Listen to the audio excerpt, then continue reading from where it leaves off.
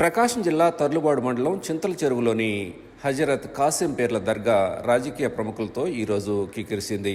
దర్గాలో జరిగిన ప్రత్యేక పూజల్లో రాష్ట్ర మంత్రులు గొట్టిపాటి రవికుమార్, డోలా బాలవీరాంజనేయ స్వామి, అలాగే ఒంగోలు పార్లమెంట్ సభ్యులు మాగుంట శ్రీనివాసులరెడ్డితో పాటు ఎమ్మెల్యేలు ముక్కు ఉగ్ర నరసింహారెడ్డి, అశోక్ రెడ్డి, బిఎన్ విజయ్ కుమార్, కందుల నారాయణ రెడ్డి, ఎంఎం కొండయ్య, అలాగే దర్శి, ఎర్రగొండపాలెం ఇన్ఛార్జీలు గొట్టిపాటి లక్ష్మి, ఎరిక్షన్ బాబు, దామచర్ల సత్య తదితరులు పాల్గొన్నారు. మంత్రులు, ఎమ్మెల్యేలు ముందుగా మార్కాపురంలోని కందుల నారాయణ రెడ్డి నివాసానికి వెళ్లి ఆయన్ను పరామర్శించారు.